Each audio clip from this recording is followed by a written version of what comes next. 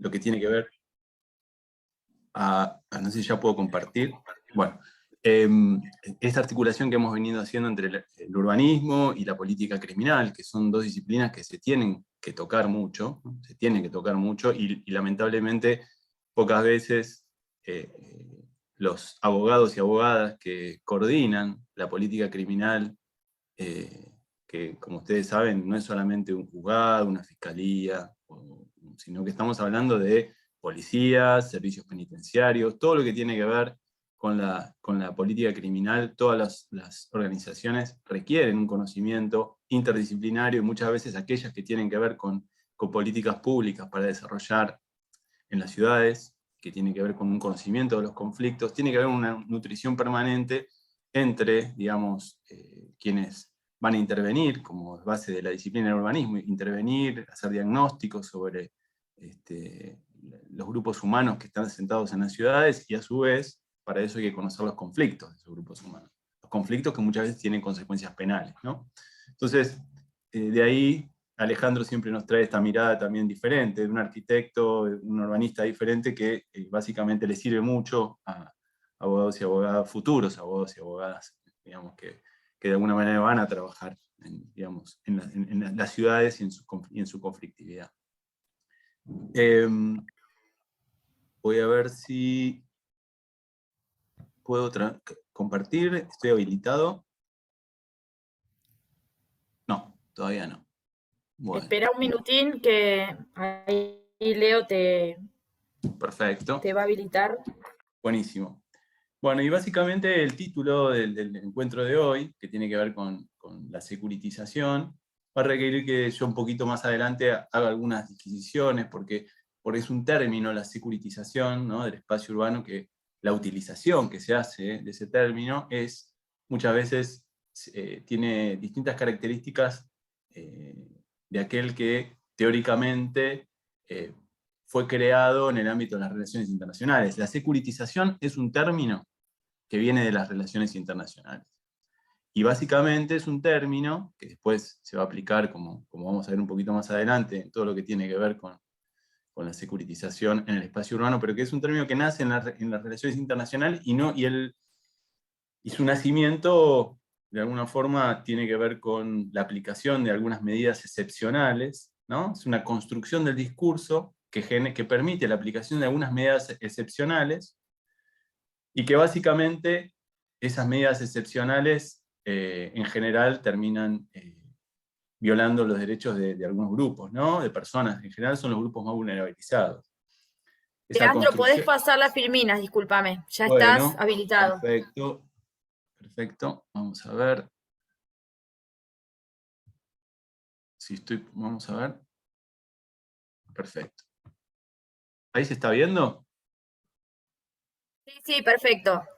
Bueno, vamos a pasar con algunas. Acá tenía algunas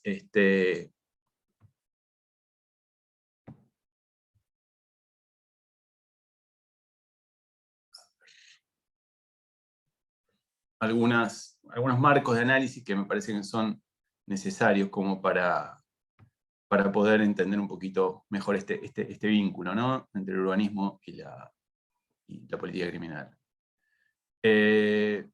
Bueno, como decíamos al principio, ¿no?, son la política criminal como disciplina es esto, ¿no? Es el área encargado de diagramar las políticas públicas para que teóricamente tienen que reducir los conflictos intersubjetivos violentos.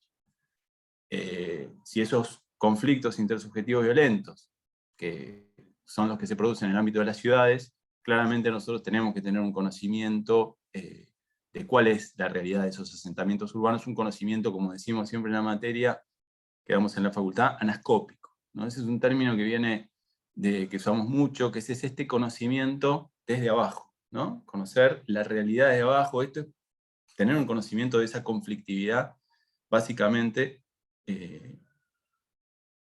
casi conviviendo, ¿no?, de alguna manera, por lo menos teniendo una participación horizontal, nos permite conocer realmente los conflictos. Y si después tenemos que diagramar las políticas públicas que van a, de alguna manera, tratar de mitigar esos conflictos, nosotros básicamente tenemos las herramientas para poder construirla. Lo que sucede, en general, supongo que muchas veces pasa también con el urbanismo, cuando no hay una mirada también anascópica desde abajo, lo que sucede es que muchas veces la creación de las políticas públicas, también pensadas en la política criminal, tienen una mirada que desconoce todas estas conflictividades y desconoce el territorio. Entonces, las soluciones que se plantean muchas veces son ineficientes, ¿no? Entonces, ahí nos encontramos con un cúmulo de soluciones que en realidad, en vez de solucionar los conflictos sociales, que en algunos casos pueden llegar a ser delitos, eso hay que tenerlo en cuenta siempre, ¿no? Porque siempre se habla de delitos, ustedes van a ver por los medios de comunicación, cuando se habla de políticas de seguridad. En realidad estamos hablando de conflictos que por alguna decisión histórica, económica, etcétera, etcétera, algunos conflictos pasan a ser delitos, ¿no? Pero si nosotros, frente a esa realidad, no tenemos un conocimiento del territorio, cualquier política pública que creemos, ya sea subir las penas, que es lo que más generalmente deben ustedes escuchar en los medios de comunicación, va a ser ineficiente para solucionar las conflictividades, básicamente. Porque muchas veces las soluciones que se llevan son soluciones que llevan más violencia, en vez de tratar de reducirla, ¿no? al ámbito urbano. Entonces, lo que nosotros hacemos siempre esta aclaración al inicio, porque nuestra mirada de la política criminal dista de una mirada justamente securitizante de la política criminal. Nuestra mirada es una mirada nosotros damos una materia que se llama política criminal de la libertad, pero básicamente es una mirada de política criminal integral. Cuando decimos integral, es justamente atendiendo todas estas cuestiones que son necesarias atender para poder reducir los conflictos, ¿no? En cambio, lo que muchas veces nosotros notamos, y ustedes también pueden escuchar en los medios de comunicación, y que después terminan generando políticas, ¿no? Cambios normativos, etcétera, etcétera, etcétera, son cambios que tienen que ver con una política criminal securitizante. ¿Qué es una política criminal securitizante? Es una que, de alguna manera, está planteada fuera del conocimiento, como le decía, anascópico, territorial de los conflictos, y a partir de eso, fuera de, si yo tengo el conocimiento de cuáles son los conflictos, puedo entender y tratar de crear políticas públicas que traten de mitigarlos, o reducirlos, o pacificarlos.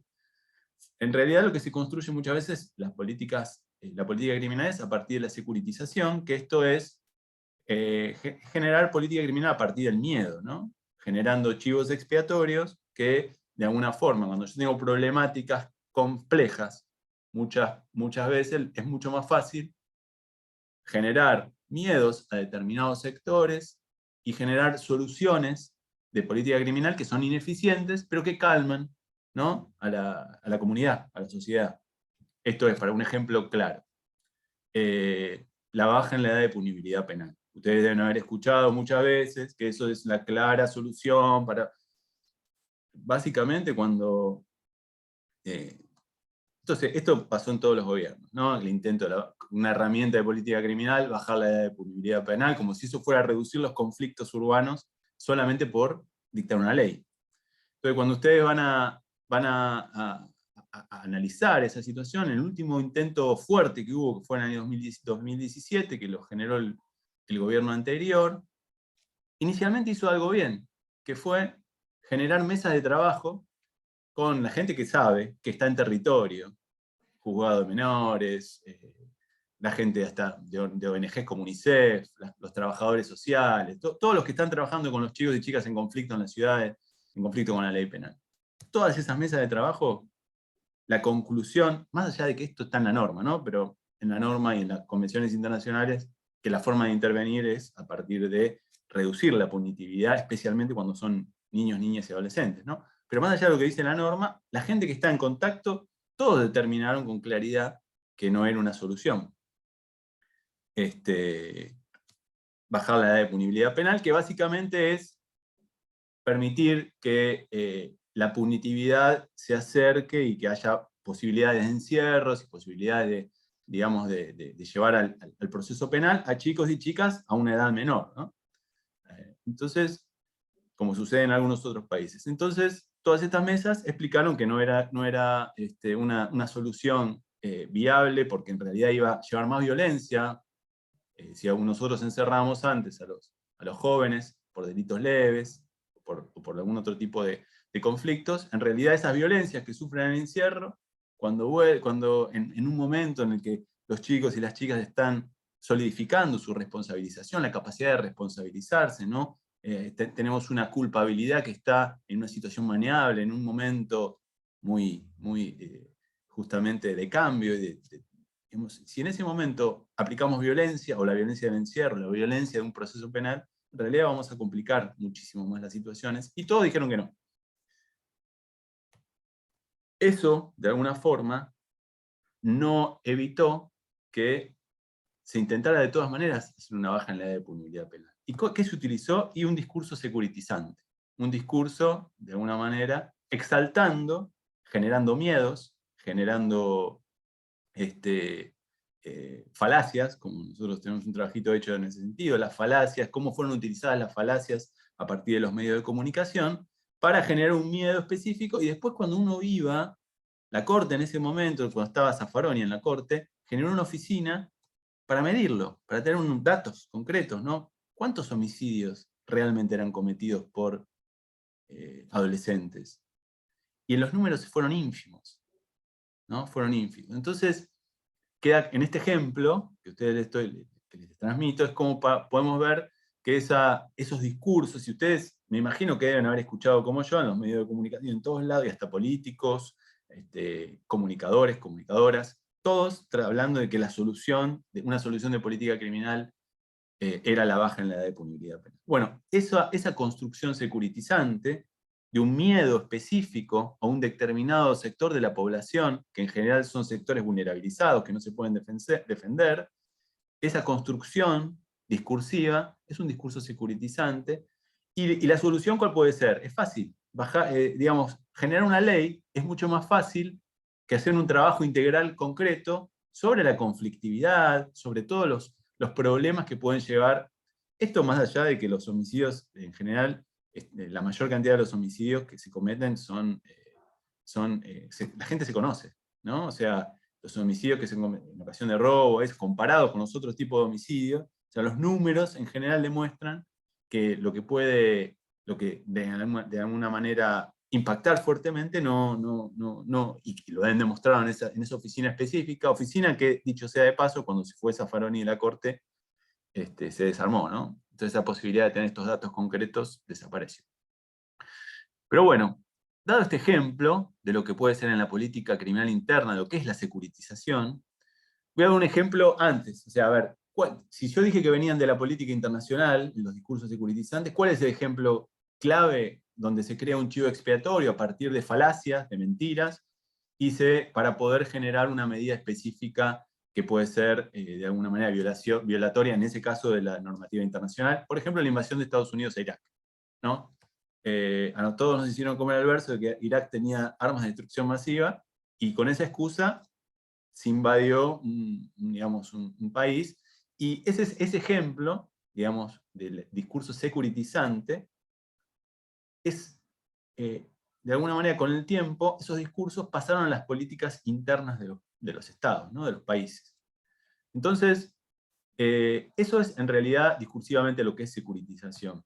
Muchas veces en algunos ámbitos, se utiliza la securitización como si fuera simplemente una mayor cantidad de políticas de seguridad punitiva, fuerzas de seguridad en un espacio determinado.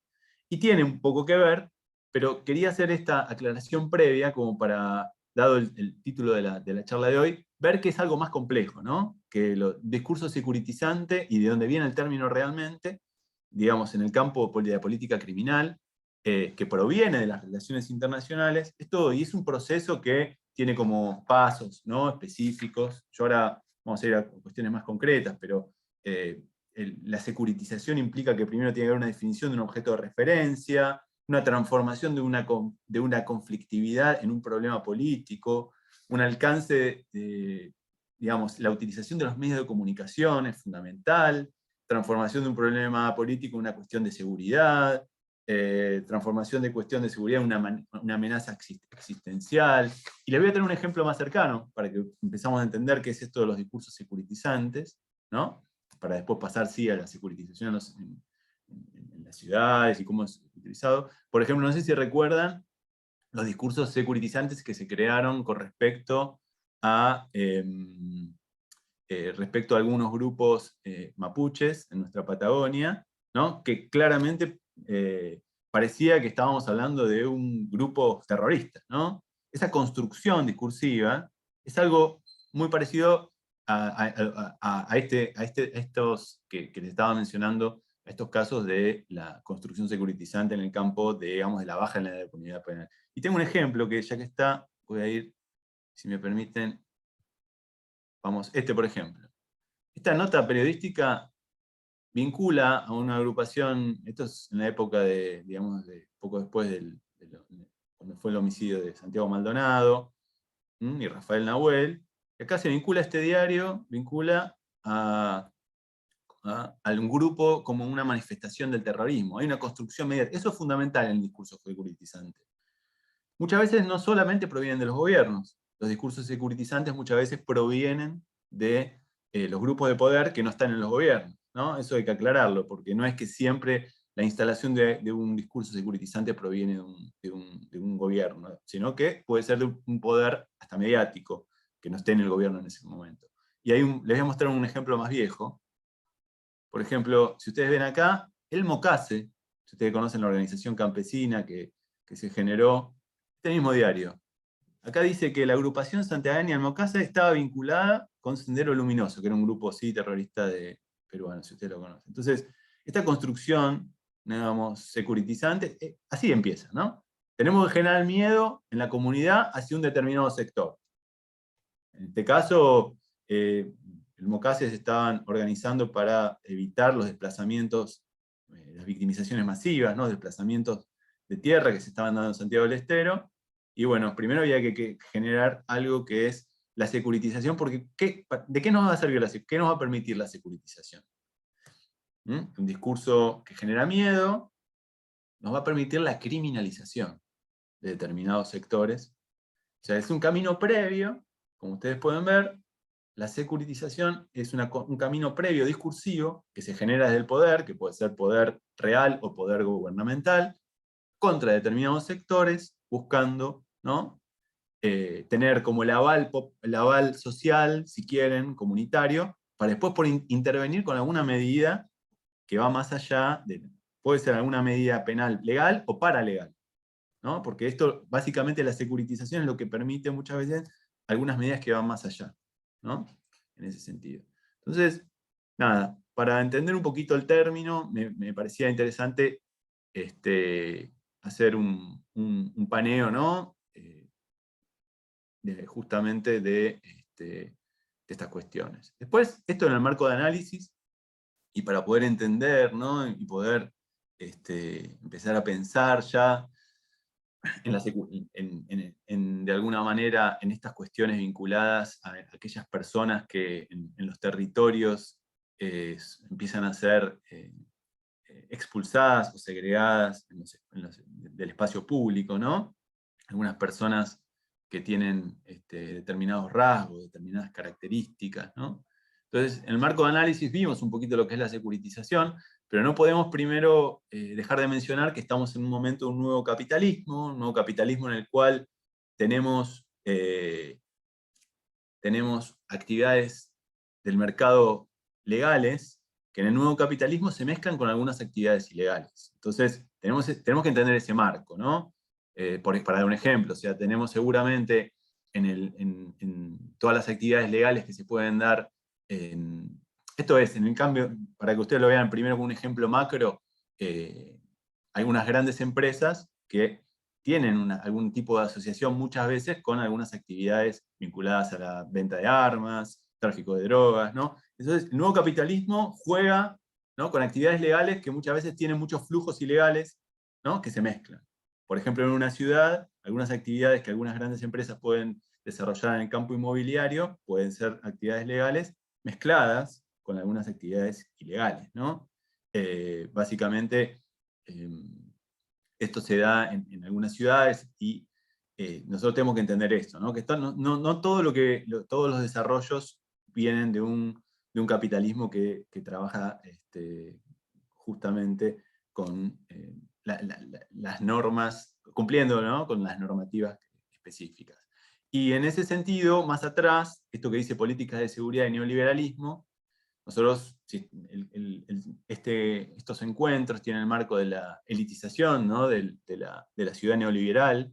Bueno, en las políticas digamos, las políticas de seguridad, justamente también tenemos que empezar analizando, ¿no?, este vínculo entre la política criminal, y ahora voy a hacer la disquisición de qué son la seguridad, la inseguridad con la política criminal, para entenderlo también en el marco de estas cuestiones que vamos a ver del urbanismo.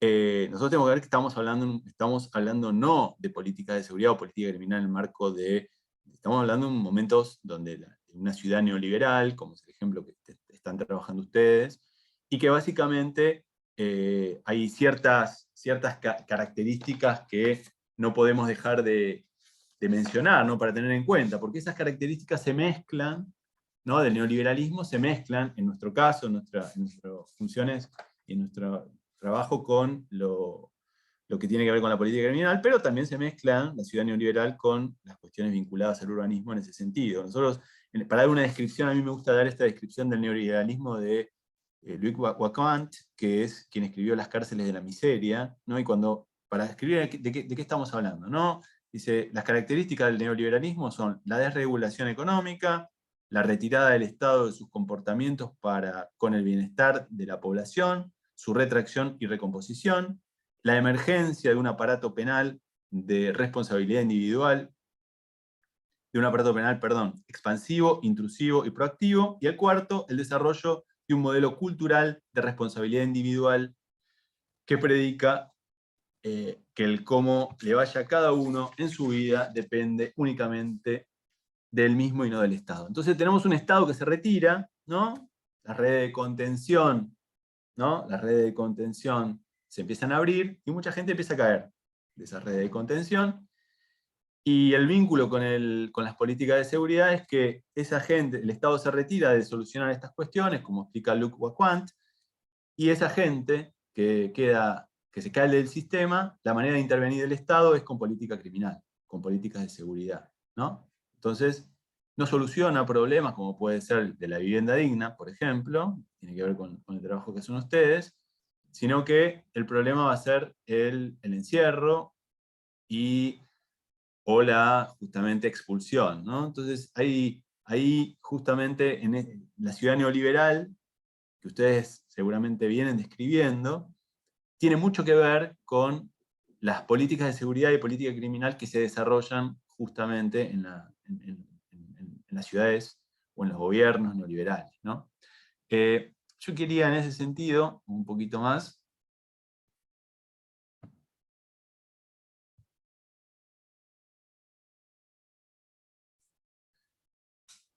quería traer algunos ejemplos, ¿no?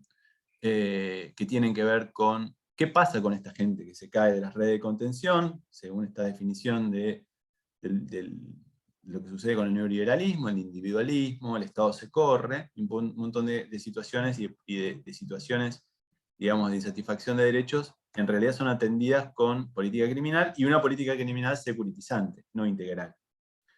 Entonces, ¿cuáles son? Esta transformación urbana y expulsión de las clases populares de los espacios públicos. Y ahí es como empezamos a ver algunos conflictos que después tienen algunas consecuencias penales, que se empiezan a producir, ¿no?, con esta mirada neoliberal que tiene un impacto en la política criminal, y donde encierran los barrios populares. ¿Qué estamos hablando? Para que ustedes empiecen seguramente muchos lo conocen y muchos también. Encierro, ¿qué quiere decir? Una persona que vive en una villa de la ciudad, un barrio popular de la ciudad,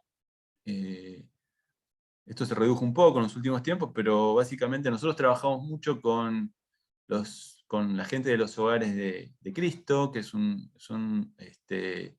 la gente, ustedes no sé si conocen el trabajo del Padre Pepe, con el tema vinculado a los consumos problemáticos. Ellos tienen centros de trabajo, digamos, de donde trabajan con la gente que casi es expulsada de los barrios populares. O sea, casi hay gente que en las propias villas, los barrios populares, son expulsados. Bueno, toda esa gente, muchos que están con consumos problemáticos, muchos de ellos con consumo de Paco, la gente, digamos, de los hogares que tienen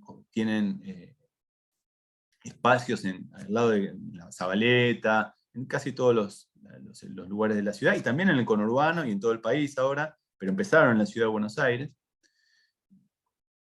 Generalmente cuando charlamos con ellos, y con muchos chicos y chicas en los barrios, nos cuentan esto. O sea, a veces cuando hace 3 años, Gendarmería no lo dejaba salir de los barrios. Cuando querían salir de los barrios y ir a los espacios públicos, ¿no?, de la ciudad, y bueno, eran bombardeos de Gendarmería, Prefectura en su momento, digamos, eran fronteras de las cuales salir implicaba encontrarse con personas personas de la fuerza de seguridad, que generalmente muchos de la fuerza de seguridad algunos provienen de los mismos barrios vulnerabilizados. Pero en ese momento las órdenes eran que la gente se quede en sus guetos, encerrados, ¿no?, y que no puedan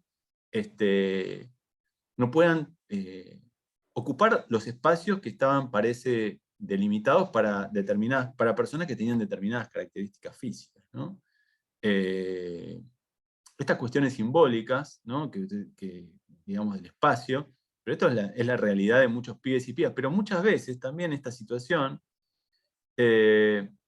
cuando esto que pongo aquí en este ejemplo, fronteras y controles aporofóbicos de fuerzas de seguridad en medio de transporte de estaciones centrales de la ciudad de Buenos Aires, es otro ejemplo de fronteras y del espacio. Primero, seguramente muchos conocen lo que es el término aporofobia, pero por las dudas lo voy a explicar por si alguno o alguna no lo conoce. Muchas veces ustedes deben haber escuchado hablar del racismo, de la xenofobia, pero hace poco, desde 2017, se creó un término justamente cuando la fobia era el pobre, ¿no? Porque muchas veces la xenofobia era un concepto muy abierto que dejaba fuera a mucha gente, porque ¿cuál era el problema? A ver, si hablamos de xenofobia, pero tenemos un señor extranjero que tiene una casa y un lago que es de su propiedad en el sur, digamos, de la Patagonia, y no hay xenofobia para él. Pero claro, es un extranjero, perdón, rico, ¿no? Entonces, el término xenofobia como que quedaba grande para esta situación. El racismo se acercaba un poco más, pero digamos, para saber cuál era la situación de chicos y chicas de los conurbanos profundos, de las villas y de los barrios populares de la ciudad también, que muchas veces, muchos de ellos con tez trigueña, con gorrito, y todas estas características justamente quedan mejor contenidas en este término que fue creado por una española en el año 2017, que es la fobia a la pobreza, ¿no? Que ellos lo crearon justamente porque ellos también lo veían. En muchas ciudades de España había muchos extranjeros que eran bien recibidos, pero cuando venían en una patera desde África eran expulsados. Entonces crearon este término, ¿no?, de la aporofobia. Entonces estamos hablando de esto, ¿no? Entonces las fronteras y controles aporofóbicos de fuerzas de seguridad en medio de transportes y estaciones centrales de la ciudad de Buenos Aires. Un ejemplo, mi primo es arquitecto y trabajaba con cooperativas que la CETEP estaban desarrollando un trabajo muy interesante haciendo cloacas en el conurbano, en Lanús y en muchos otros lugares. Estoy hablando hace 3 años. Y esta cooperativa tenía en su trabajo, también hacían trabajos en la capital, y el problema que tenía, él de alguna manera coordinando a estos chicos y chicas que los capacitaban y que hacían un trabajo muy interesante, eran chicos y chicas de barrios vulnerabilizados. Me tocó poder recomendar a 2 o 3 chicos del barrio donde yo hago voluntariado social, en Longchamp. 2 o 3 chicos de ese barrio fueron incorporados a esa cooperativa, fueron capacitados y realmente en ese momento tenían sueldo, tenían vacaciones, casi todo eso que muchas veces muchas y muchos de ustedes aspiran. Era algo muy extraño para estos chicos que en general no obtenían esto a lo que estamos acostumbrados muchas veces desde las clases medias. Y estos chicos así fueron capacitados, muchos de ellos estaban haciendo un trabajo muy interesante, digamos, de obra pública, formando parte de estas cooperativas de la CETEP, y el problema grave que tenían es que no podían entrar a capital. porque cuando llegaban los colectivos a las estaciones, digamos Constitución, Retiro, o muchas veces a mí, muchos de estos chicos con los cuales compartimos, digamos, el voluntariado social ahí en el barrio, o mismo en la policía de la ciudad, en los subtes directamente, determinadas características físicas los convertían en personas que no eran aceptadas y que debían ser expulsadas. Básicamente los que se comunicó en ese momento, me acuerdo, y dice que nosotros lo que tuvimos que hacer es, les pasábamos la Procuración General de la Nación tiene determinados protocolos y determinados libritos donde le hacían conocer a los chicos y a las chicas cuáles eran sus derechos, qué le podían pedir y qué no le podían pedir, cómo tenían que manejarse frente a las fuerzas de seguridad. Pero claramente eran fronteras. Cuando llegaban, esto pasaba hasta hace muy poco, y seguramente debe seguir pasando en muchos lugares, pero se redujo bastante, porque, digamos, muchas veces no solamente la policía de la ciudad era, sino que esto, por lo que me contaban, también eran, digamos, otras fuerzas de seguridad que ahora en ese sentido han cambiado un poco su forma de intervención. Pero básicamente, justamente, eran personas que no podían ingresar a determinados espacios porque no había nada formal. Eso no está escrito en una norma. No está escrito en un protocolo de intervención que personas con determinadas características físicas o color de piel no podían ingresar. Pero era la realidad.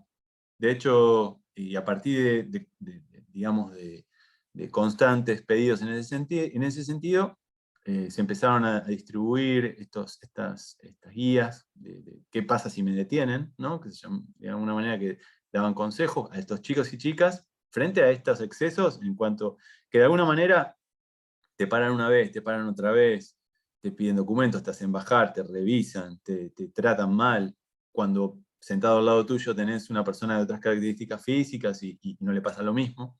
Son situaciones bastante violentas.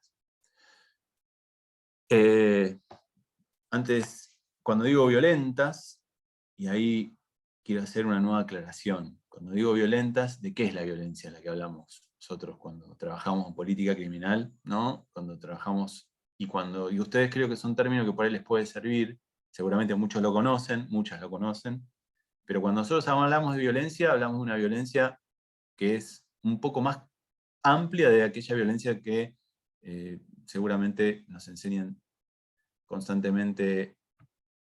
A ver, vamos a volver y les quiero dar, voy y vengo porque es más fácil.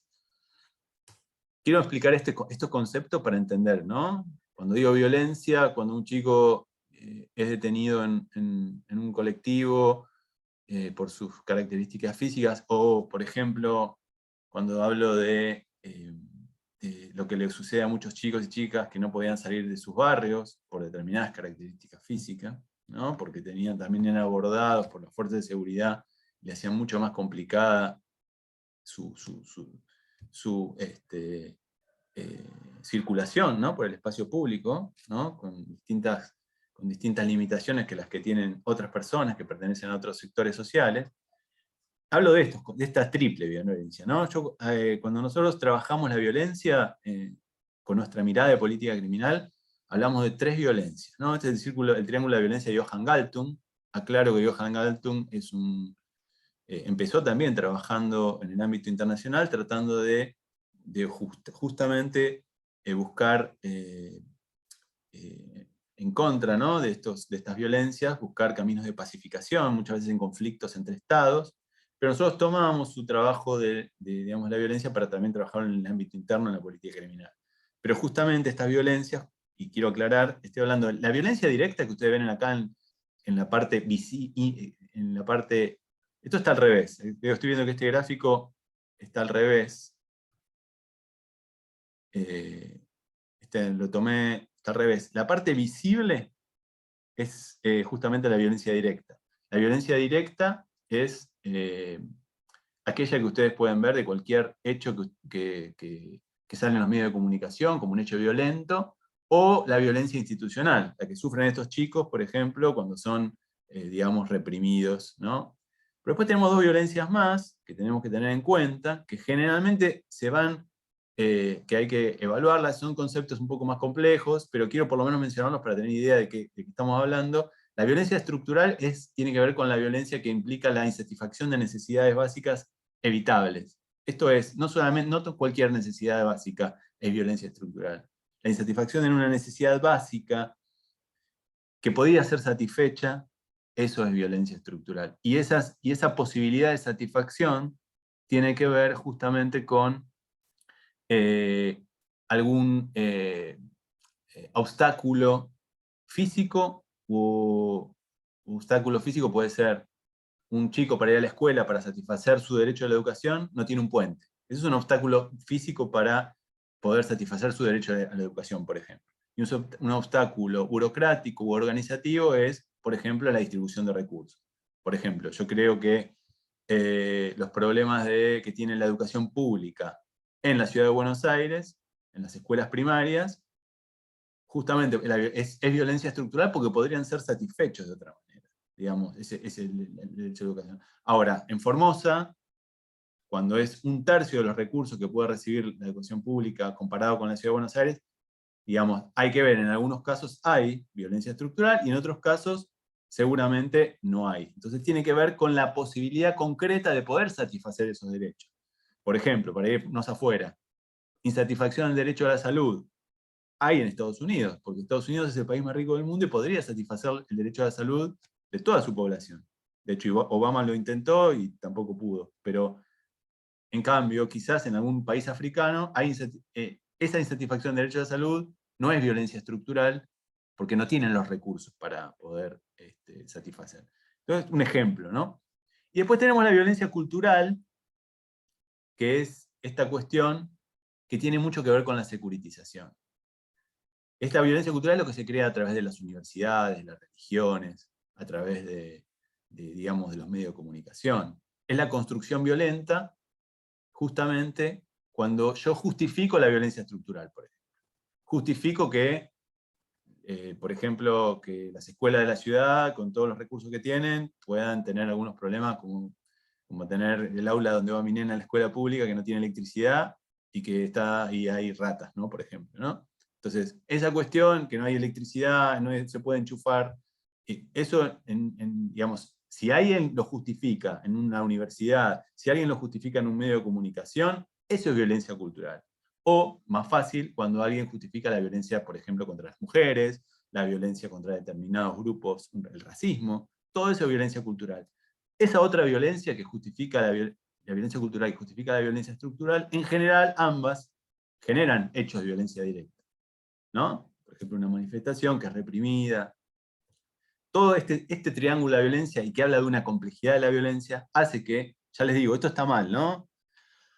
Recién lo veo, que el gráfico está mal, que obtuve de internet, está al revés. La violencia directa es la visible, y la violencia cultural y la estructural es la que está invisibilizada como violencia, ¿no? Entonces, esta mirada compleja de la violencia es la que a nosotros nos hace ver que un pibe que viene en un colectivo y por sus características físicas se lo hace bajar de un colectivo, claramente es una situación de violencia directa, pero que tiene un componente de violencia cultural y seguramente algunos otros. Pero básicamente siempre hablamos con un discurso complejo de la violencia y no solamente el hecho violento, que es lo que nos muestran los medios de comunicación, porque la violencia cultural la construyen los medios de comunicación, las universidades, las religiones, ¿no? Por ejemplo, la violencia cultural es omisión, también es por omisión, ¿no?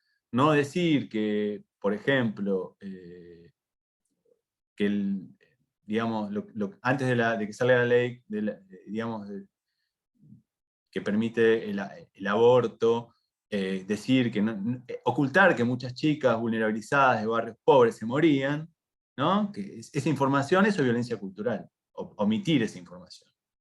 Y de alguna manera, violencia estructural es que justamente muchas chicas por insatisfacción de derecho a la salud se mueran porque estaban intervenidas en un lugar sin los recursos necesarios. Bueno, entonces, este diagrama complejo de la violencia es el que nosotros utilizamos y es el que creo que es necesario utilizar también con todas las miradas para poder entender la violencia en su completitud y ver que la violencia directa, que es el hecho que nosotros nos termina mostrando en los medios de comunicación, tiene una base que es invisible, que está sumergida y que justamente eclosiona en hechos de violencia directa. Entonces, con esa mirada quería justamente volver. Te voy a volver ahora a donde estábamos viendo algunos ejemplos, ¿no? Están para el otro lado. Y vamos ahí, estamos aquí. Otro ejemplo que a mí me gustaba dar vinculado a la ciudad y que tiene que ver con esta cuestión, ¿no? de justamente ausencia de política de vivienda reales, ¿no? En la ciudad. Por ejemplo, hace muchos años, no tantos, existía, cuando teníamos ocupando espacios públicos de la ciudad, personas en situación de calle, digamos, no sé si ustedes conocen la historia, algunos son jóvenes, otros sí, el UPCET, ¿no? O sea, era un grupo de fuerza de choque que venía a sacar de los espacios públicos a la gente que estaba en situación de calle. Justamente esa realidad violenta, y que tiene mucho que ver con la política criminal, hubo una denuncia, hubo una investigación al respecto, realmente no sé cómo terminó, me imagino cómo, pero justamente una fuerza de choque que el gobierno de la ciudad había desarrollado como para expulsar de los espacios públicos a las personas que están en situación de calle. Ahora, las personas en situación de calle, en crecimiento, digo en crecimiento, 2017 había unas 5.000 personas en situación de calle en la ciudad. En el 2019 ya había subido a más de 7.000 personas. Ahora, con este censo, vamos a ver los resultados, no sé, creo que no están todavía, de las personas en situación de calle. Fue la primera vez que se hace un censo, ¿no?, de personas en situación de calle en la ciudad de Buenos Aires. Vamos a ver si el número creció. Los anteriores censos de 2017 y 2019 estuvieron realizados especialmente por algunas organizaciones como la Defensoría del Pueblo y por muchas organizaciones sociales, el CELS y otras. Ahora tenemos la primera vez es un censo oficial, ¿no?, de las personas realmente en situación de calle que viven en todos lados, no solo en la ciudad, pero sí lo que llamaba la atención que la gran cantidad que había en la ciudad de Buenos Aires, la ciudad con los recursos que tiene. ¿Y qué se hace frente está bien, la UCEP, esta fuerza de choque desapareció, ¿no?, a partir de esas denuncias, y ¿cuáles son las políticas públicas, ¿no?, que hay en ese sentido en la ciudad de Buenos Aires? Hay programas que son 18.000 pesos por mes, por teóricamente 12 meses, VAP, digamos, un subsidio y una política pública VAP, que en general no solucionan la problemática, ¿no?, de las personas porque no hay, por lo que estuve indagando, corregime Alejandro si me equivoco, pero creo que no hay política de vivienda en los últimos tiempos en la ciudad de Buenos Aires fuerte. Hubo algo, que sí, algunas urbanizaciones que se han hecho, pero de vivienda nueva, lo que existe para las situaciones en situación de calle son estos programas. Y estos programas que no solucionan realmente las problemáticas. Ustedes, imagínense, con 18.000 pesos por mes, ¿qué puede hacer una familia que está en situación de calle? ¿No? En realidad lo que hacemos es correr a las personas, ¿no? Eso es lo que hace la gente, en general, frente a esas realidades, se corren a otros, digamos, o siguen en situación de calle, con eso comen muchos, ¿no? Pero la problemática real en sí, ¿no? Entonces, justamente la intervención estatal, si bien no es tan violenta como fue en algún momento con esta fuerza de correr de los espacios públicos, ¿no?, pasa a ser un programa social que en muchos casos la sensación que tiene que ver con la ciudad neoliberal que estamos analizando en algunas cuestiones, la sensación es un como sí, ¿no? Un como sí porque no soluciona la problemática de fondo, ¿no? Y esa situación del como sí muchas veces se da no solamente en estas cuestiones vinculadas a las personas que están habitando el espacio público, que muchas de ellas son criminalizadas, sino que también se dan en otras cuestiones de la ciudad neoliberal. Pero ya no estaríamos corriendo a otras cuestiones que no tienen que ver con la realidad de las personas vulnerabilizadas. Ahora, la persecución aporofóbica, que es de alguna manera, hay un texto muy interesante, aprovecho, Alejandro, para hacer propaganda de este librito, en el cual hay un texto también de Alejandro, que va a presentarse el 1 de junio en la Universidad de Lanús, Políticas Públicas y Política Criminal. Este librito tiene un capítulo que está dedicado al urbanismo, hay un trabajo muy interesante de Alejandro Bataín, hay otro, un trabajo muy completo de, seguramente ustedes lo conocen mejor que yo, que es Eduardo Rece, ¿no? Desde la Universidad de General Sarmiento. Y también hay, sobre la Ciudad de Buenos Aires, hay un trabajo que a mí me impactó, me parece que es muy interesante, que es de María Eugenia Goicoechea, que creo que va a trabajar con ustedes en una de las jornadas que se vienen. Y ella, justamente en este trabajo, habla de lo simbólico, ¿no?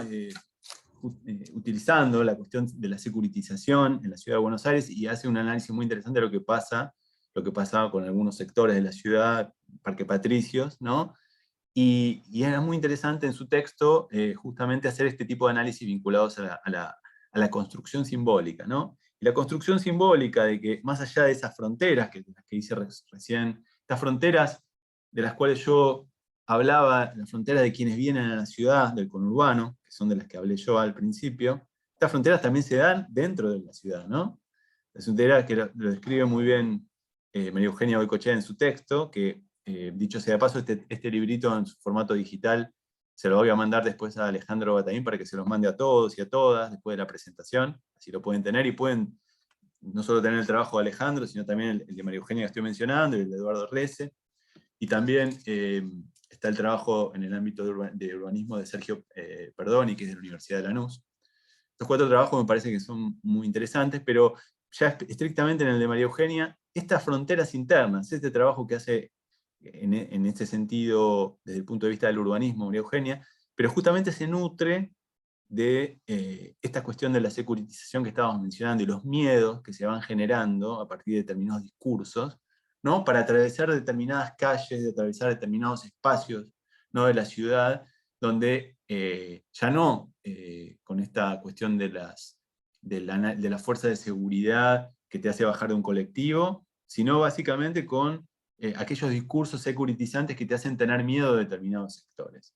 Estos miedos y estas herramientas son, creo que, uno de los elementos centrales de esto que ustedes estudian, que es la gentrificación, ¿no? Cómo se van corriendo a las personas de los sectores populares que tienen estas características de determinados espacios, porque son terrenos muy interesantes, espacios muy interesantes, y que si corremos a determinadas personas y digamos que los habitaban, podemos comprar muy baratas determinados terrenos y determinados espacios para un desarrollo urbano posterior. Ahora, esto requiere otros caminos, ¿no?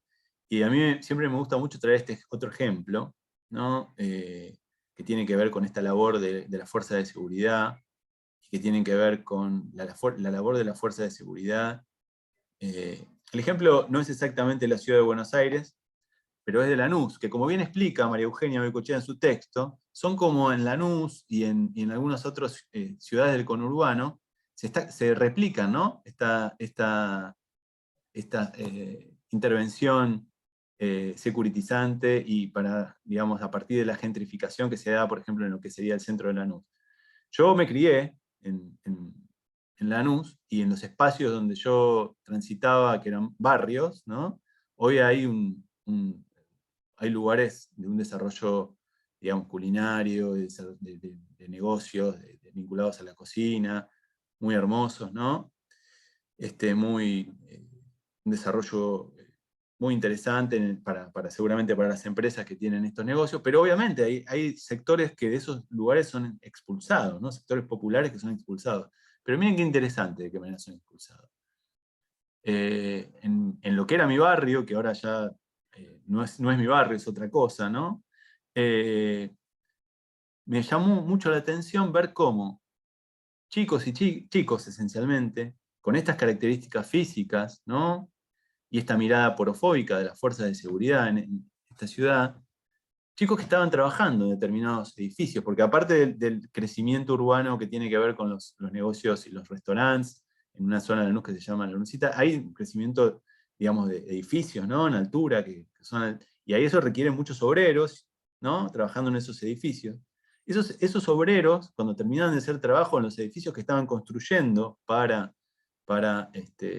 cuando bajaban a tomarse una gaseosa después de su día de trabajo, me pasó no una, 5 veces en mi barrio, ver algo que no había visto nunca.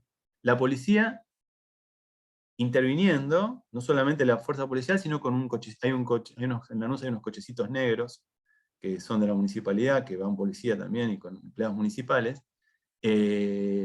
interviniendo justamente con estos chicos, con estas características físicas, contra la pared, revisándolos, revisando sus bolsos, con violencia en muchos casos, o sea, uno se tenía que parar de alguna manera con violencia, quiero decir en el sentido de que no, muchas veces las palabras no son amables, ¿no?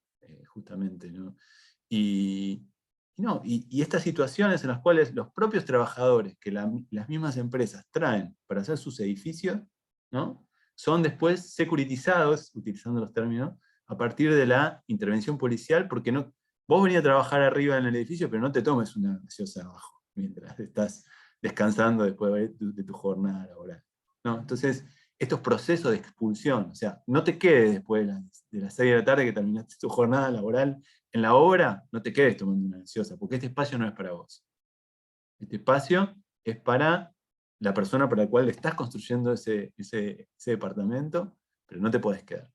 Y realmente yo lo había visto algunas veces, estas situaciones, la había visto mucho en la ciudad de Buenos Aires, pero como bien describe María Eugenia en su texto, se está exportando a otras ciudades del conurbano, ¿no? Esta actividad policial que contaba recién. Entonces, esto lo podemos ver constantemente, ¿no? Quienes recorren la ciudad de Buenos Aires, o algunos conurbanos, no todos, algunos conurbanos,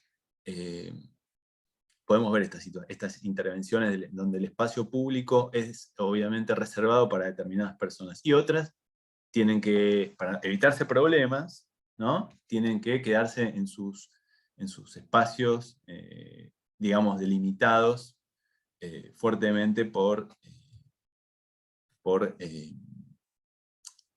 su historia de vida, por la suerte de nacimiento.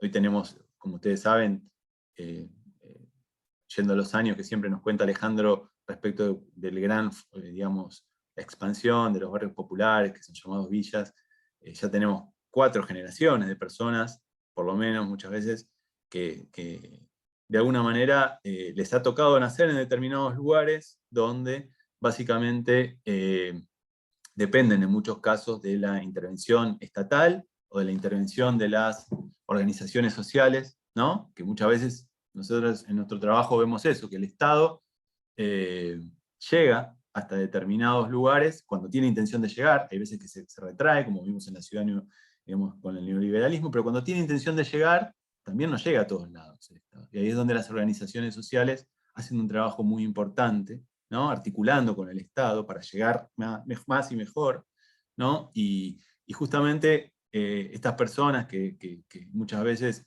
algunos han tenido la suerte de ser capacitados para poder formar parte trabajar en ese edificio que les estaba contando recién, que después no podían bajar a tomarse una gaseosa, pero muchos no, ¿no? Y muchos chicos y chicas de esos barrios no han tenido otro insumo, ¿no? En sus vidas que determinadas violencias que han vivido en sus espacios, que han sufrido, ¿no? Violencias de las que estoy mencionando que tienen que ver con la violencia estructural también, ¿no? La violencia cultural, con los racismos, con la estigmatización, ¿no? que sufren, y que básicamente después nosotros, de generar eso mismo socialmente, estas expulsiones y estas violencias que estábamos relatando, pedimos que muchos de estos chicos y chicas muchas veces no reaccionen violentamente con nosotros, ¿no? Y nosotras, y básicamente que nosotros y nosotras que tuvimos otra suerte, como explicaba recién Alejandro.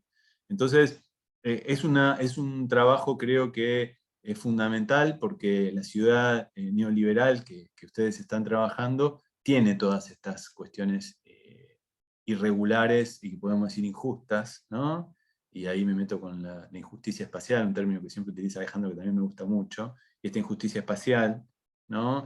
Habla de otras violencias sufridas desde no una o dos, sino ya 4 generaciones, y la persona que le tocó nacer en determinados espacios requiere justamente un Estado presente que trate de cortar estos círculos y trate de generar una integración social que permita no ser que el Estado no te venga a saludar y a golpearte la puerta solamente para, de alguna manera, con una campera que dice derecho penal, ¿no? Para encerrarte o para generarte un transitar por el proceso penal y por todas las, digamos, la idea es que esté antes, ¿no? Que esté antes con alguna otra política pública que permita, que es posible, lo hemos estudiado, analizado muchas veces, sacarte, ¿no?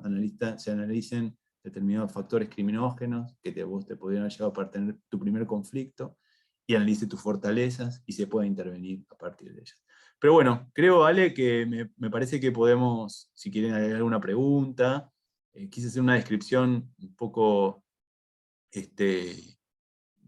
por todos estos caminos, esta articulación entre el urbanismo y la política criminal, algunos términos y algunas realidades, pero me parece que si hay alguna pregunta podemos arrancar con eso, si te parece bien, o hay alguna cuestión que te parezca que podamos profundizar. Sí, yo fui notando un montón de cosas, aparte estaba súper concentrado en lo que decías y anotando términos. Lo que fui leyendo así que salían eran con afirmaciones y comentarios acerca de lo que decías. No sé si hay alguna pregunta en particular, María, por ahí vos alguna pregunta en particular, o podemos reflexionar un ratito sobre lo planteado recién, ¿no? ¿Hay comentarios, preguntas? No, creo que no. A ver, más adelante. Bueno, hay opiniones acerca de lo que estuvo planteando Leandro. Si quieren preguntar, pueden escribirla por chat y las leemos. Igualmente, bueno, ante todo te felicitamos, la verdad que excelente tu exposición. Después te vamos a hacer el aplauso correspondiente.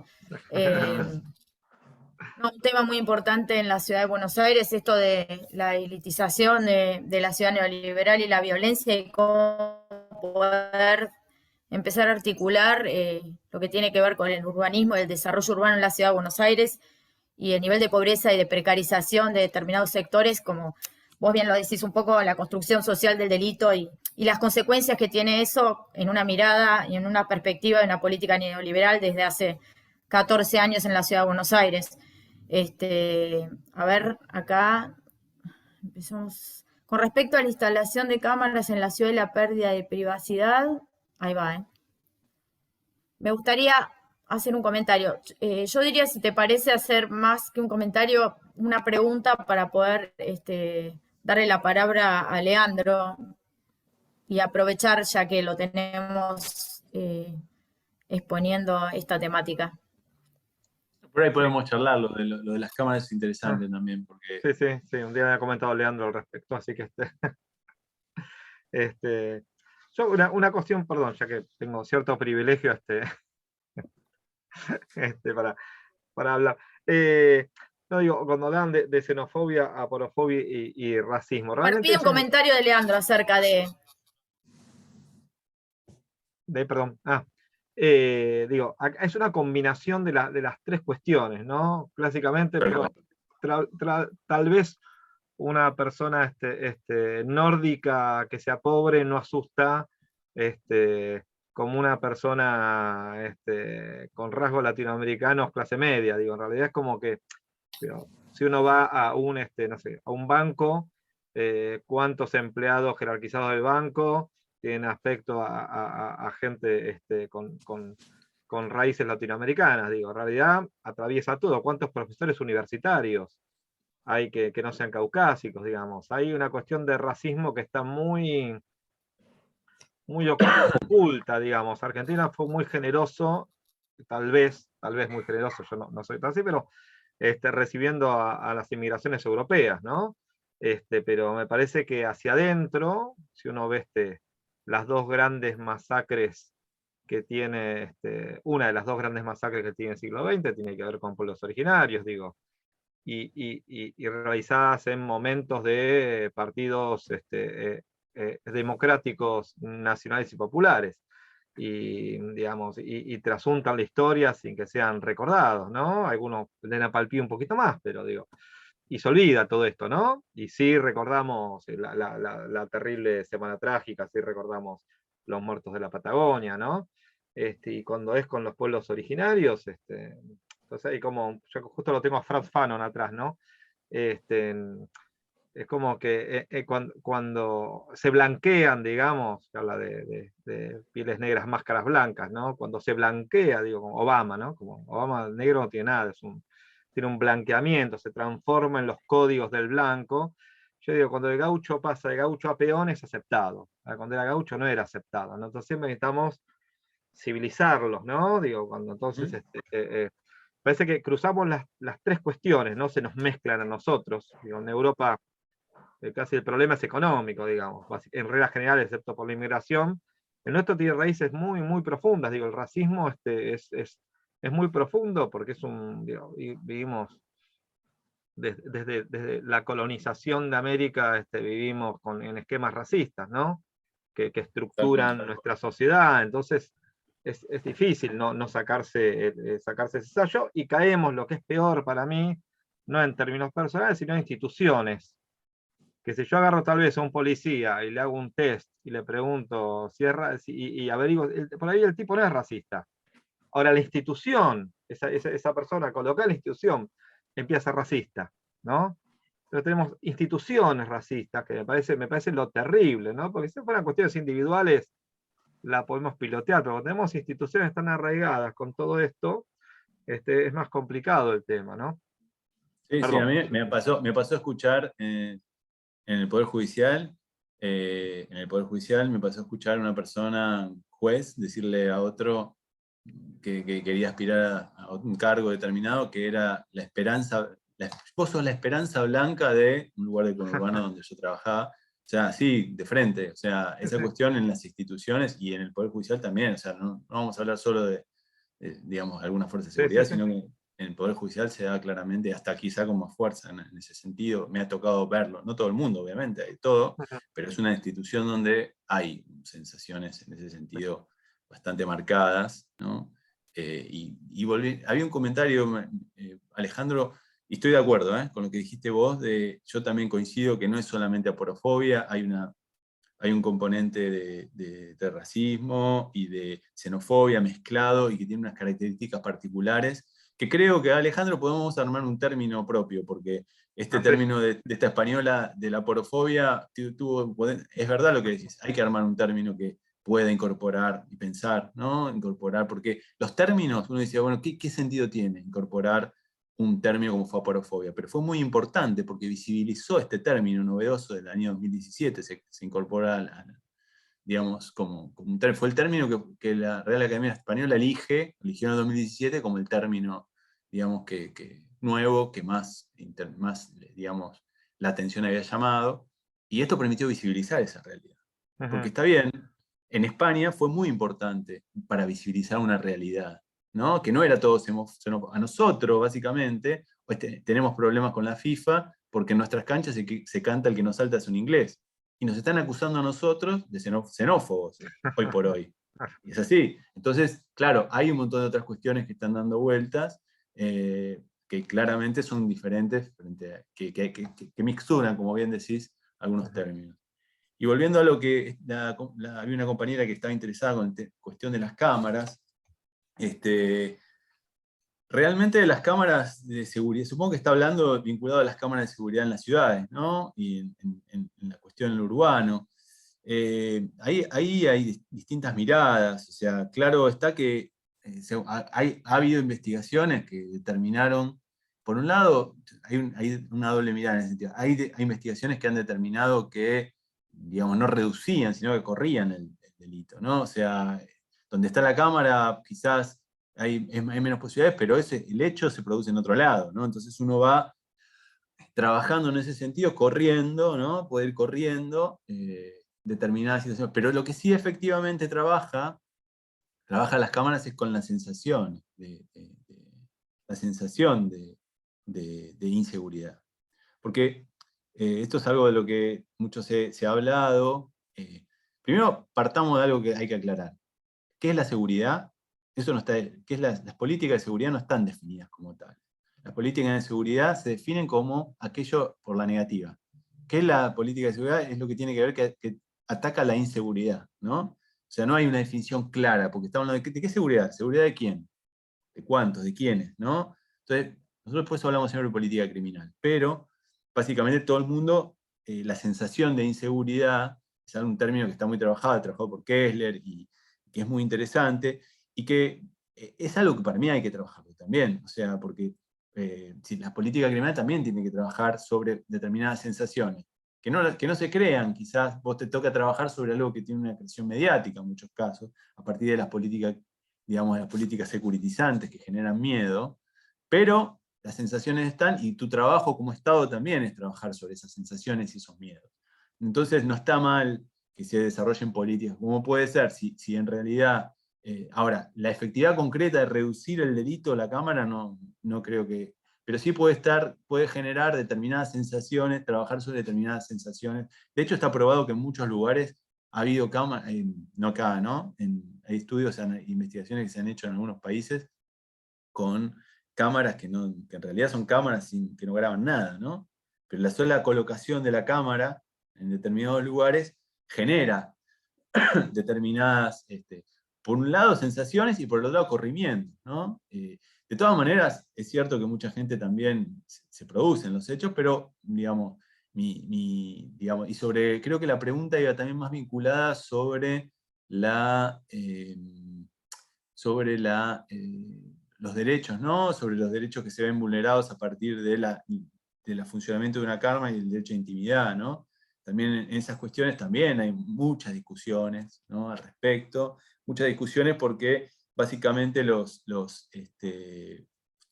es justamente fruto de esto de la securitización. La securitización, como explicamos antes, es un discurso que en realidad para lo que sirve es para poder avanzar sobre determinados derechos, ¿no? A partir de miedos extremos. Obviamente que una cámara ya se te meta en tu café con leche, básicamente que es lo que prontamente va a suceder, y tiene que ver con esto justamente con resultado de estos discursos securitizantes que van generando miedos y van posibilitando que determinados derechos, ¿no? A la intimidad, por ejemplo, se vayan limitando, ¿no? Básicamente los derechos constitucionales y esa sensación de discursos securitizantes que van avanzando sobre los derechos de todo el mundo, tienen como un punto de quiebre a partir de cuando se caen las torres, ¿no? Si tú le decías que el discurso securitizante viene digamos, de la política, digamos, de la política internacional, digamos, justamente en ese momento es cuando se permitió, a partir del miedo, ¿no? Al terrorismo, esos miedos generaron que se avance fuertemente con el derecho a la intimidad en múltiples sentidos. Internamente, en las ciudades, lo mismo que sucedió con el terrorismo en el ámbito internacional, internamente en las ciudades hay determinadas construcciones discursivas, securitizantes, como fue el terrorismo en ese ejemplo, que pueden avalar determinados avances, ¿no? Como puede ser en este caso que las cámaras puedan ingresar hasta tu casa, ¿no? Casi. Leandro, acá hay una pregunta, yo creo que parte ya la respondiste, pero a ver, te voy a leer, que es, gracias Leandro por tu exposición. ¿Cómo crees que puede trabajarse a través de las políticas públicas para promover una desecuritización del espacio público en contextos de tanta desigualdad social? Interesante pregunta. Sí, sí, yo creo que es posible, o sea, yo soy un optimista constante y en ese sentido que es posible trabajar de otra manera. De hecho, en muchos lugares se trabaja de otra manera, ¿no? O sea, lo que pasa es que básicamente eso es una cuestión ideológica también, en el fondo. Y si nosotros no aceptamos eso, si nosotros determinados sectores sociales que estuvimos describiendo no nos interesan como el Estado que elegimos, ¿no? A ese Estado que elegimos no le interesan esos sectores sociales, no podríamos desarrollar esto que no. ¿Quién es la persona que hace esta consulta? ¿María? Te digo. Sí. Bueno, Ahí te digo. Espera. Santiago Santiago. Filguera. Santiago, bueno, esta consulta que hace Santiago, depende. La respuesta es, a ver, primero tenemos que tener un Estado que le interese a esas personas, ¿no? Para poder trabajar con una política criminal diferente y que tenga un impacto en los espacios urbanos de una manera diferente. Porque si no, si vos no tenés, digamos, un Estado que le interese, digamos, trabajar de otra manera, es mucho más fácil. Cuando tengo un par de textos muy interesantes que al que le interesa el tema de la securitización, que se los puedo mandar, Alejandro, que son de María Laura Bohm, con quien me formé. Básicamente es mucho más fácil trabajar desde un discurso securitizante, porque no solucionas los problemas de fondo, generas miedo y las soluciones que vos planteás tienen que ver con cambiar una ley, cosas que no cambian muchas veces digamos, las problemáticas que... Entonces, primero que nada, es necesario un Estado que se preocupe, ¿no?, por esos sectores. Si vos lográs eso, hay muchas maneras de trabajar, como se trabaja en muchas jurisdicciones diferentes. O sea, esto del trabajo básicamente es un trabajo de política criminal integral. Un trabajo de política criminal integral en los barrios, ¿no?, que permita desarticular esta intervención securitizante, tiene que ver con, justamente con una mirada en la cual la política criminal y las políticas sociales están en una frontera más difícil, ¿no?, por suerte, en donde mucho que nosotros podemos trabajar desde la política. Y voy a dar un ejemplo concreto, de una política pública concreta.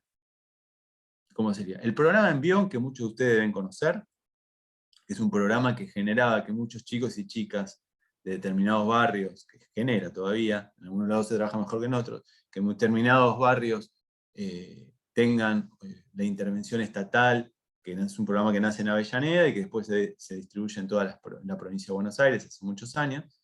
El programa, para los que no lo conocen, por ahí si alguno o alguna no lo conoce, es un programa que genera que los chicos y las chicas de los barrios estén contenidos, ¿no?, en la escuela.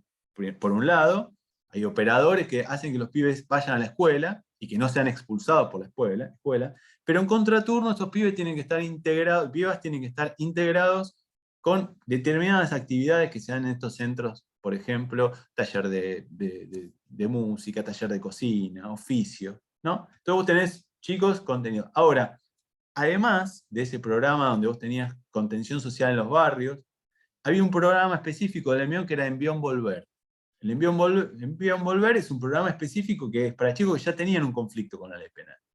Este programa generaba una mirada integrativa de estos pibes y estas pibas, quizás con operadores que tenían menos cantidad de chicos y chicas, ¿no?, donde se trabajaba más fuertemente sobre esos factores criminógenos. O sea, estos factores que llevaron a estos chicos a estar en conflicto con la ley penal, pero a su vez trabajando sus fortalezas. Porque esto es fundamental. El factor criminógeno es, por ejemplo, tiene un consumo problemático, una adicción, una familia que está muy vinculada a la tenencia de armas, por ejemplo, ¿no?, que puede darse, ¿no?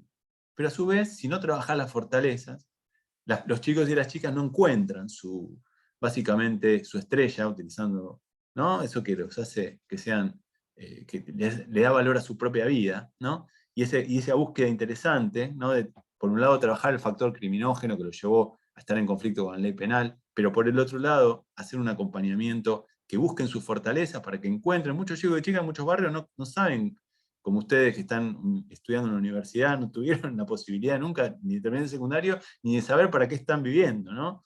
Esa falta de valorización de su vida, muchas veces, hace que si no valga la vida de ellos, les cuesta también encontrar el valor de la ajena, ¿no?, en algunos casos, ¿no? Entonces, esas cuestiones sociales que tienen que ver con una mirada integral, hace que una política pública como la que estoy contando fue muy efectiva. Muy efectiva, es muy efectiva en muchos lados, sigue trabajando en el mismo y funciona bien en muchos municipios. Entonces, una manera es eso, pero un programa debería generarse. Ojo, quiero aclarar algo antes, porque si no va a parecer que todos los crímenes son cometidos por personas en situación de vulnerabilidad. Nosotros nos dedicamos especialmente a la situación vinculada a la política criminal, vinculada a los jóvenes que están en situación de vulnerabilización, por la simple razón que son los que llenan las cárceles. No porque sean los que cometen más delitos. Yo justo acá tengo adelante esta placa que ustedes ven, que es sobre criminalización y subcriminalización. Esto es porque la política criminal también tiene que trabajar sobre las grandes empresas que violan derechos humanos, que cometen crímenes ambientales, ¿no? Ahora, nosotros nos dedicamos a determinadas situaciones de violencia social, urbana, ¿no? Específica, porque después esos crímenes, esos delitos, como quieran ustedes llamarlo, esos conflictos, como los llamamos nosotros, terminan generando que un montón de chicos y chicas de los barrios llenen las cárceles. El 90% de las personas que llenan las cárceles son personas vulnerabilizadas, ¿no? De barrio. Pero hay algunos elementos, no porque sean pobres que terminan encerrados, sino que hay algunos otros elementos criminógenos, que hay investigaciones que podemos aportar, que vinculan cuáles personas de los sectores vulnerabilizados son los que a su vez terminan llenando las cárceles. Pero esto también tiene que ver con una decisión del sistema penal selectivo que hace que los delitos que en realidad terminan generando encierro carcelario sean estos cometidos por pibes y pibas vulnerabilizados, ¿no? Ahora, frente a esa realidad, es que nosotros, por ejemplo, con nuestra mirada de política criminal, como medida de reducción de daños, tratamos de ver cómo podemos detener estos círculos que llevan siempre a los mismos pibes y pibas de los barrios vulnerabilizados a llenar las cárceles. Ahora, en nada, nosotros estamos diciendo con esto que todo lo que tiene que ver con la criminalidad tiene que ver con estos pibes y pibas, sino que esa es la realidad que nos presenta nuestra sociedad, ¿no? Entonces, frente a esa realidad, nosotros decimos, bueno, ¿cómo podemos trabajar para poder reducir esto? La manera de trabajar es con una política criminal integral. Ahora, lo que debería hacerse, básicamente, es que el sistema penal mire también otro tipo de criminalidad, ¿no? Pero eso no lo decido yo. Entonces, básicamente ustedes. Entonces, frente a una realidad dada, es que nosotros, como medida de reducción de daños, trabajamos mucho desde la política criminal, con este ejemplo, por ejemplo, del envión, el envolver, y un montón de otras políticas que se pueden desarrollar públicas, y algunas políticas que desarrollan también las organizaciones de la sociedad civil, ¿no? De cómo, de una manera integral, ir reduciendo, ¿no? la criminalidad en los barrios o en las ciudades. Pero en nada decimos que los crímenes todos provengan, básicamente, de estos sectores, sino que, lamentablemente, el sistema penal mira esos crímenes y no se anima a ir por los poderosos, ¿no? Por eso es la sobrecriminalización de algunos y subcriminalización de otros. Eso es el término que hay que aclarar para poder decir, bueno, de esta criminalidad estamos hablando por esta razón.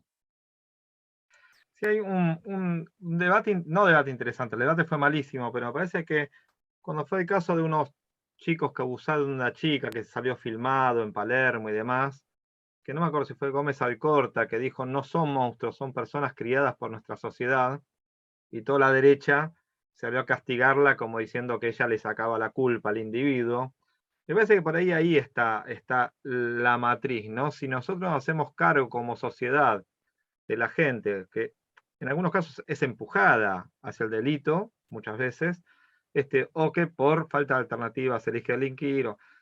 Me parece que el tema es cuando, digo, un poco casi como tiene el derecho en la Constitución boliviana, donde tienen distintas formas jurídicas y no es nuestro derecho romano, sino es el derecho de los pueblos originarios, donde la sociedad se hace cargo de esa persona y se hace responsable de haber formado en su seno una persona que delinque. ¿Qué nos pasó a todos nosotros?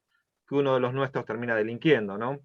Digo, si uno tomara ese espíritu, me parece que no tan individualista, creo que esa violencia estructural no existiría, porque entendemos que todos seríamos parte de esa pirámide. Ahora, mientras nos creemos que es la decisión propia de un individuo solitario, criado en el éter, y que decide, pudiendo elegir no sé, vivir en un chalecito de Vicente López, elige vivir abajo de un puente, digo, y es una decisión propia, es un individuo, parece que es medio complejo. Entonces me parece también con esta lógica jurídica que existe de juzgar al individuo por el delito sin generar el contexto que le llevó a eso, ¿no? Para poder trabajar también es medio complejo, ¿no? Digo, Seguro, la seguro. persona es su peor momento, digo, un ser humano es su peor momento, no es su contexto, ¿no? Entonces una visión muy Sí, por eso positivista, medio lo que terrible, ¿no? Me parece que tengo un problema de raíz con eso me parece, ¿no? Sí, por eso hay que ver la historia, eso que decías vos. Nosotros lo que proponemos siempre, y siempre constantemente trabajamos, que hay mucha gente que lo está trabajando, que la mejor manera de reducir las violencias y poder ir a la historia y poder es todo lo que tiene que ver con la justicia restaurativa, que son los mecanismos que reducen las violencias, ¿no? Y de intervenir frente a los primeros conflictos, esencialmente, frente a muchos, pero por lo menos frente a los primeros, como una manera de reducir las violencias de la intervención penal y poder ver la historia, ¿no? Y poder ir para atrás. Esto que decía Boder, esta cuestión, lo que tiene que ver con la intervención restaurativa es justamente frente a estos primeros delitos poder ver la historia, no solamente la foto, como decías vos, del delito, sino la historia, ver la película, y eso nos permite trabajar en los tres sentidos, y ahí tiene que ver mucho la comunidad, ¿no?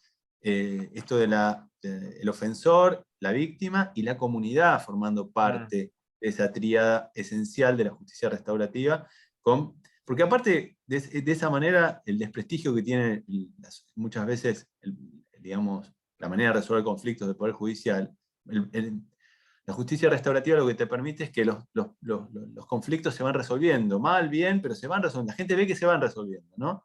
Cuando una causa entra a las paredes de tribunales, muchas veces no sabe qué pasa. Entonces, toda esta manera de poder intervenir a partir de esta mirada restaurativa nos permite también, lo que decías vos primero, de que la comunidad forme parte para poder quizás que esa persona, tanto la víctima como el ofensor, puedan reintegrarse a la comunidad, la víctima también, porque muchas veces hay un tema ahí también de las víctimas, que una vez que son víctimas de determinados delitos o conflictos, como esta mirada que queremos dar, no pueden volver, entonces también hay que trabajar la reintegración social de la víctima a la comunidad, pero básicamente esta cuestión, esta manera de trabajar yendo a la historia y yendo, digamos, permite también traer a la comunidad para tratar de resolver los conflictos reales. Pero, por otro lado, esta cuestión digamos, de cómo nosotros podemos resolver estas cuestiones, que volviendo un poco a la pregunta que hacía Santiago hace un rato, básicamente estas maneras alternativas de resolver conflictos están probados que reducen la violencia, están probados que también, por ejemplo, en las comunidades que tienen más, por ejemplo, el Departamento Judicial de Lomas es un departamento gigante y tiene un sistema de resolución alternativa de conflictos que funciona muy bien y que reduce las violencias, especialmente en jóvenes en conflicto con la ley penal, y que de alguna manera resuelve en jurisdicciones mucho más pobres que la Ciudad de Buenos Aires, ¿no? Si bien hay algunos intentos de medida de justicia restaurativa también en el ámbito de la ciudad, pero básicamente tienen que estar acompañadas con políticas públicas efectivas también, ¿no? En ese sentido, y no muchas veces a veces que sucede que tenemos políticas públicas que son hoy escuchaba, un fiscal me comentaba algo así, hablando y me decía, son políticas del cómo sí, ¿no? Todo parece que soluciona, pero uno llama a un teléfono que existe, pero no soluciona nada, o un sistema de resolución en que en realidad... Entonces, ese es el problema, ¿no? El problema es, son quizás no los mecanismos de resolución de conflictos solamente, sino dónde los aplicamos, porque si en ámbitos donde hay culturas, unas comunidades que efectivamente tienen una mirada estigmatizante de determinados sectores sociales, también la forma de resolver los conflictos van a tener esa mirada. Entonces es un problema, en el fondo, también ideológico y político, ¿no? Que, digamos, de construcción en ese sentido, que pueda generar, ¿no?, que las personas que lleguen a tomar decisiones importantes en los estados, en el Poder Judicial, el Poder Legislativo, tengan una mirada más humana y más, digamos, abarcativa de todos los sectores sociales. Porque si no, por más que pensemos en mecanismos de última generación, o si quieren, mecanismos, como siempre digo, digamos, escandinavos, que siempre son los mejores vistos de resolución de conflictos, pero básicamente porque ellos lo pueden hacer porque tienen una comunidad con derechos satisfechos, igualitarias, entonces, básicamente, tenemos que partir de ahí. Tenemos que partir de una cuestión que termina siendo ideológico-política, de que los que toman las decisiones tengan una mirada que incluya a todos, y no solamente a todos y todas, y no solamente a determinados sectores sociales con determinadas características físicas, ¿no? Así que, al fin de cuentas, termina siendo una problemática que tiene que ver con eso, para que después los distintos sistemas, seguramente con una mirada de los operadores más inclusiva, van a funcionar mejor. Bueno, estamos más o menos en horario, porque yo soy larguero por mí, teníamos No, una hora más, porque no, súper es interesante. un tema que se fue ampliando mucho, Sí, digamos. sí, sí, Ahora el tema de la justicia restaurativa es para hacer una charla aparte que a mí me sí, interesaría muchísimo. ¿Por qué hay sí, tanta resistencia en los juzgados de menores, por ejemplo? El tema ese. En los juzgados de menores, los tribunales orales de menores, en general se tiende a no instalar la posibilidad de una justicia restaurativa con todo lo que implicaría, con todas las posibilidades que tendrían de resolver tanto los jóvenes, las jóvenes como los que recibieron un daño, digamos, de restaurar de alguna forma y generar comunidad a través de eso y poder resolver las cuestiones del sistema penal juvenil en otro contexto mucho más resolutivo para los pibes y las pibas. Eso por un lado, y después que las políticas en la Ciudad de Buenos Aires, que tienen que ver justamente, que en general no cumplen, digamos, los objetivos claros para la población que atienden. Y por otro lado, muchas veces pasa que el gobierno de la Ciudad de Buenos Aires terceriza y privatiza las políticas sociales. Entonces ahí estamos en un tema complicado también porque esos pibes y esas pibas no pueden recibir justamente los recursos adecuados para poder modificar por lo menos en un 10% su calidad de vida, su forma de poder volver a insertarse en el sistema educativo, en la imposibilidad de poder trabajar y en la obligación que tienen de trabajar cuando son menores de edad, que en realidad tendrían que hacer otra cosa, el Estado tendría que ofrecerles otro tipo de garantías y derechos. Esas son cosas que son interesantes y que tienen que ver también con todo este tema de vivir en una ciudad más justa, justamente en una ciudad más democrática, más descentralizada, más igualitaria, que es lo que justamente nos estamos viviendo en la Ciudad de Buenos Aires hace muchos años, ¿no? Y todo es una cuestión bueno, también de capital social, ¿no? Que eso es lo que hay que construir, el capital social para poder, y ese capital social se crea cuando tenés, como decía recién Alejandro, una comunidad que está interesada en, ¿no?, generar capital social, es forma, digamos, redes de contención, ¿no? Y para poder generarla tiene que estar el Estado, cuando tenés mucha población excluida, articulando con las organizaciones sociales, que muchas veces son las que saben cómo resolver muchos conflictos, ¿no? Cuando el Estado se retiró mucho tiempo, más como sucede en muchos espacios públicos y muchos barrios vulnerabilizados de la ciudad también. Entonces ese retiro del Estado ha generado, bueno, pero hay que crear capital social, que son que es la manera de resolver todos los conflictos, y evitar que muchos de esos conflictos incipientes después terminen siendo conflictos penales. Porque básicamente es eso. Si nosotros tenemos capital social, podemos resolver un montón de conflictos previamente en el ámbito comunitario, ¿no? Y nosotros siempre trabajamos mucho en la facultad con una metáfora que decimos barrio-cárcel, ¿no? Que es una metáfora que empieza en el barrio, termina en la cárcel, y en el medio está el proceso penal. Básicamente lo que tratamos de que antes del proceso penal, porque aunque no termine encierro, pueden resolver un montón de conflictos con capital social, pero para eso tienen que estar, obviamente, organizaciones sociales, que muchas están, pero también un Estado que articule y que provea los recursos necesarios para que se puedan solucionar realmente muchos de esos conflictos y que no lleguen al ámbito penal, ¿no? Bueno, yo, especialmente José María, algo más, quería agradecerle a Leandro porque sé el problema familiar que tuvo y que estuvo acá de cualquier forma y nos dedicó todo su tiempo. Y veo aparte por cómo se mantuvo la gente sin irse y quien se fue pidió disculpas porque se tenía que ir, la verdad que el interés que suscitó esto, yo a veces veo, me reinteresa y no sé el resto, pero veo que realmente interesa y me parece que también es una punta, María, que veo que vos también te vi entusiasmado, pues María me iba comentando, qué buena la charla, qué sé yo, así que, casi tomar el tema por ahí para un seminario aparte, hasta las tres puntas de ese triángulo y desglosarlas y estudiarlas por separado y agregarle tal vez transformarlo en otra figura geométrica donde nuestra carga particular de latinoamericanos, que siempre es una situación muchísimo más compleja que la que se ve en Europa, puede enriquecer todo eso, ¿no? Entonces me parece interesante para tomarlo como tema específico ¿no? Desde las diferentes violencias que existen. Así Bueno, que no lo sé. vamos a comprometer a Leandro, ¿no? Alejandro, Cuando quieran, nosotros, no hay el problema. que cae o la que cae en este centro de estudio es coaptado, literalmente. Es un No hay camino problema. de ida, ¿viste? No te vas más. Un camino de ida. Acá enseguida Es como la mafia, interactuamos ¿viste? con mucha Entraste. facilidad.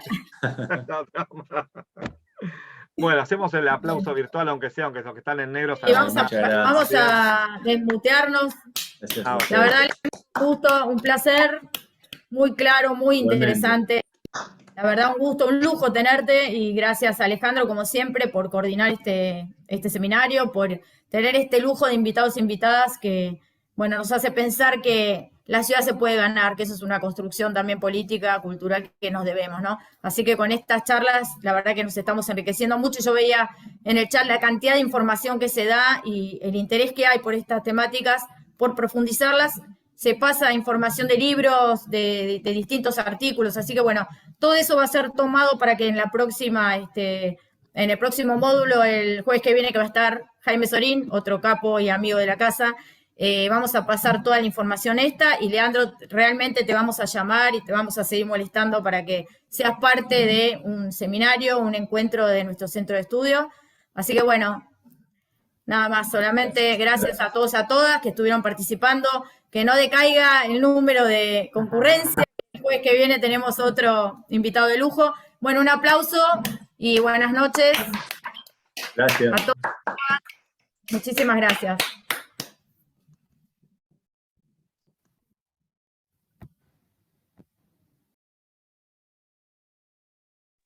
Chao, buenas noches. Buenas noches.